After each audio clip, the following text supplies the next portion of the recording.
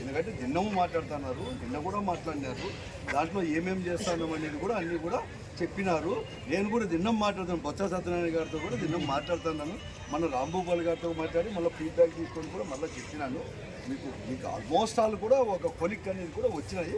కానీ 1-2 దగ్గర మీ దగ్గర ఉండేది మాత్రం ఈ శాలరీ దగ్గర అందున్నది. శాలరీ ఆఫ్టర్ ఎలక్షన్ చేస్తామంటే ముందు ఇప్పుడే అనౌన్స్ చేయాలని చెప్పి అంటున్నారు. అక్కడ కొంచెం అక్కడ నిలబడిపోయింది కూడా. వర్కర్స్ అండ్ హెల్పర్స్ యూనియన్ తరపున వాళ్ళందరూ కూడా పెద్దలు గేయానంద గారు కానీ అలాగే వారి యొక్క నాయకులందరూ కూడా ఇక్కడ వారి యొక్క డిమాండ్స్ను గత 16 రోజుల నుంచి చేస్తున్న సమ్మెను గురించి కూడా వివరించడం కూడా జరిగింది. 10 రోజుల నుంచి కూడా రాష్ట్ర వర్కర్స్ యూనియన్తో కూడా మంత్రులు కూడా చర్చించుకోవడం జరిగింది.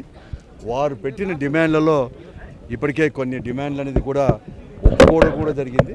ప్రధానంగా శాలరీ విషయంలో ఈ విషయాల్లో కూడా మాట్లాడుతూ ఉన్నారు. నేను తప్పకుండా కూడా మరొక మారు కూడా ప్రభుత్వం దృష్టికి కూడా పెద్దల దృష్టికి కూడా తీసుకొని పోయి నాకు పూర్తిగా నమ్మకం ఉంది 1-2 రోజుల్లో కూడా ఈ సమ్మెకి అనేది కూడా పరిష్కార మార్గం అనేది కూడా తప్పకుండా కూడా వస్తుంది అని చెప్పేసి కూడా తప్పకుండా కూడా చెప్తాను. ఇదే కాదు, అలాగే మున్సిపల్ వర్కర్స్ యూనియన్ కానీ ఆశా వర్కర్స్ అందరికీ ప్రతి ఒక్కరికి నేను మనవి చేసేది ఏమంటే వారందరికీ కూడా తప్పకుండా చేస్తుంది. నేను కూడా పేపర్లో చూసింది మాత్రం వాస్తవం. ఈ పొద్దు వారి నా దృష్టికి తేవడం కాదు, పేపర్లో చూసింది మాత్రం అటు ఎమ్మెల్యేలే కాదు ఎవరు కానీ మాట్లాడాల్సిన అవసరం కూడా లేదు. మరి ముఖ్యంగా బాధ్యత ఉండేవాళ్ళు వాళ్ళందరూ కూడా తప్పకుండా అటువంటి మాటలు కూడా పదాలు కానీ అటువంటి మాటలు కూడా ఉపయోగించాల్సిన అవసరం కూడా లేదు.